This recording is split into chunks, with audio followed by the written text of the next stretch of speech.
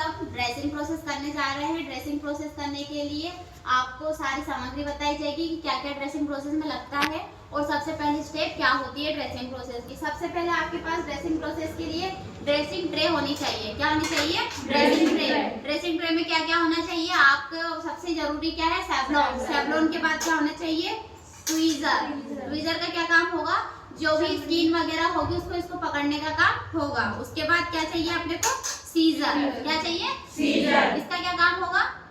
जो भी पट्टी वगैरह है स्किन कुछ कट करना है तो कैसे कर देंगे? सीजर से। और अपने को क्या चाहिए? कॉटन पैड और कुछ गॉस पीस चाहिए और ये अपनी बैंडेज चाहिए। ठीक है, ये सारी चीजें इकट्ठी करने के ये क्या होता है? ये बेटाडीन सॉल्यूशन होता है। ठीक है, ये एंटीबायोटिक होता है तो जो भी कीटाणु वगैरह है इसको फैलने से ये रोकेगा। ठीक है, अब ये रखने के बाद आपके पास क्या होना चाहिए? ये है बेटाडीन। क्या है? Betadine solution. बेटाडीन सॉल्यूशन चाहिए आपको। उसके बाद आपको डिस्टिल वाटर चाहिए। डिस्टिल वाटर के बाद आपको चाहिए हाइड्रोजन। हाइड्रोजन का क्या यूज है? इसका ये यूज है जो भी घाव के अंदर मैल मिट्टी चला जाता है, जो भी कीटाणु जैसे धूल मिट्टी चली गई है वो इसको ऊपर ला देता है। ठीक है, और ये होगा डिस्टिल वाटर। डिस्टिल वाटर से क्या करेंगे अपन? जो भी बेटाडीन और ये हाइड्रोजन लगाएंगे इसको धुल देंगे। घाव को धुलने का काम करता है डिस्टिल वाटर। ठीक है, डिस्टिल वाटर के बाद अपने पास डिस्पोजेबल शीट होना चाहिए। क्या होना चाहिए? Disposable sheet. और एक होना चाहिए अपने पास प्लास्टिक शीट। ठीक है, सबसे पहले क्या करेंगे? पेशेंट को देख लेंगे कौन सा हिस्सा उसका है। सबसे पहले पेशेंट को अपन लेटा देंगे। ठीक है, लेटो लेटो बेटा थोड़ी सी देर। पेशेंट को लेटाने के बाद सबसे पहले क्या करेंगे? प्लास्टिक की शीट कवर करेंगे। मोहिनी इधर आओ, इसका हाथ पकड़ो, ऊपर करो। ये प्लास्टिक की शीट ऐसे कवर कर देंगे ताकि बेडशीट गंदी ना हो। ठीक है, प्लास्टिक की शीट के बाद अपने को क्या चाहिए? Disposable sheet. ये डिस्पोजेबल शीट भी अपन इसके ऊपर डाल देंगे। ये डिस्पोजेबल शीट हो गई। अब इनको बाद इनका हाथ इनके ऊपर रख देंगे। हाथ रखने के बाद क्या होगा? सबसे पहले स्टेप अपनी हाथों में ग्लव्स वगैरह पहन लेंगे। सबसे पहले कपड़ों को ऊपर कर देंगे। जैसे कि ये घाव, यहाँ पे इनको घाव लगा है। ठीक है, सबसे पहले क्या करेंगे? डिस्टिल वाटर से क्लीन करेंगे। ये अपना डिस्टिल वाटर है। ठीक है, डिस्टिल वाटर से इसको क्लीन करेंगे।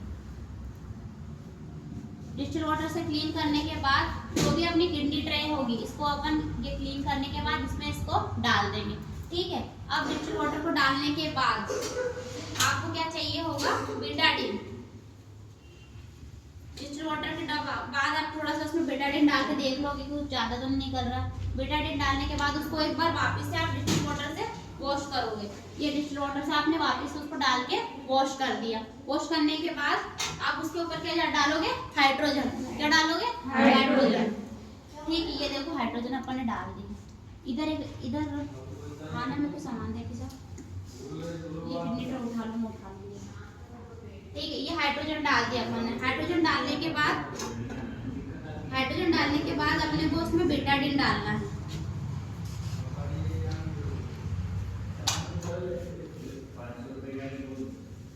ये हो गई बेटाडीन। बेटाडीन डालने के बाद फिर क्लीन कर देंगे। अच्छे से क्लीन कर दिया, देख लिया अपन ने अच्छे से। क्लीन करने के बाद ये स्टोर कर देंगे, इसको उधर रख दो। ठीक है, बेटाडीन डालने के बाद अपन उस पर बेटाडीन ऑइंटमेंट लगा देंगे। क्या लगा देंगे? Betadine ointment. बेटाडीन ऑइंटमेंट लगाने के बाद उसके ऊपर क्या रख देंगे अपन? Cotton pad. ठीक है, अगर ऐसा घाव छोटा है तो आप उसके ऊपर पहले क्या रखोगे? Gauss piece. थोड़ा बेटाडीन में अगर आपके पास ऑइंटमेंट नहीं है तो आप बेटाडीन सॉल्यूशन को उसमें थोड़ा डिप करके जो गॉस पीस होता है उसको रख सकते हो। अगर आपके पास बेटाडीन ऑइंटमेंट है तो आप ऐसा लगता है कि हाँ अपन बेटाडीन ऑइंटमेंट लगा सकते हो तो लगा सकते हो, मतलब लगा दो। और अपने को ऐसा लगता है कि इस जगह पे अपन बेटाडीन ऑइंटमेंट नहीं लगा सकते तो आप क्या करोगे? जो बेटाडीन सॉल्यूशन होता है उसको अपनी जो कॉटन पैड गॉस पीस होता है, गॉस पीस में डिप करके उसमें लगा दो। ठीक है, अब आपने यहाँ पे इनको लगा दिया। ठीक है, अब आप उसको उठाओ। ये नहीं, ये अपनी बैंडेज हो गई। ठीक है, बैंडेज को आप यहाँ पे दबाओगे। इसका हाथ पकड़ो इधर। ठीक है, ये हाथ ऐसा पकड़ के ये हो गया।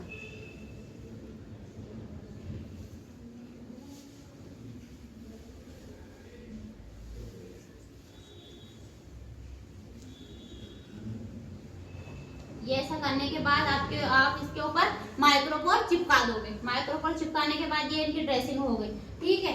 अब ऐसे कैसे, अब देखो ड्रेसिंग तो आपने कर दी, ठीक है, लेकिन आपने किसी इस बात का ध्यान रखा कि अपन ने सेवलॉन का यूज नहीं किया है। सेवलॉन का यूज क्यों नहीं किया? क्योंकि जो फर्स्ट ड्रेसिंग होती है अपन ने उसमें हाइड्रोजन का यूज किया था, ठीक है, इसलिए अपन ने उसको सेवलॉन का। अब हाइड्रोजन और सेवलॉन बहुत अलग अलग है, लेकिन आपको जब सेकंड ड्रेसिंग करते सेवलॉन का क्या काम होता है, जो भी जैसे खून जम गया, खून के ऊपर धूल मतलब थोड़ी सी धूल वगैरह जम गई, तो सेवलॉन उसको क्या कर देगा, क्लीन कर देगा।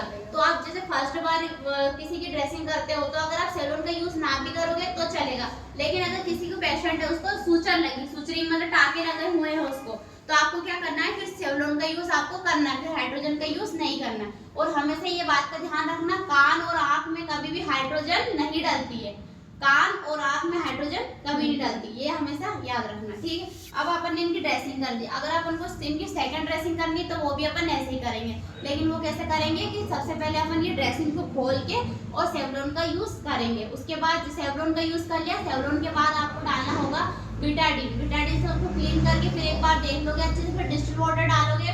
डिस्टिल वाटर को जैसे आपने डाला फिर देख लोगे कहीं पे कुछ फस तो नहीं आ रहा है, ऐसे उसको फोल्ड, जैसे देखो मैं बताती हूँ आपको, है ना, एक गॉस पीस लेना है, ठीक है, ये गॉस पीस ले लिया, जैसे इनको यहाँ पे टाके लगे हैं तो आपको इसको ये फोल्ड, ये टाके को ऐसे हमेशा घुमाते घुमाते अच्छी प्रेशर, जितनी आप में ताकत है प्रेशर से आपको देखना है और घुमाते रहना है, ताकि कोई अंदर कोई सक्शन मतलब कुछ फ्लूइड से इकट्ठा नहीं हो गया, कुछ पस तो नहीं हो गया, वो सब इसमें पता चल जाएगा, ठीक है।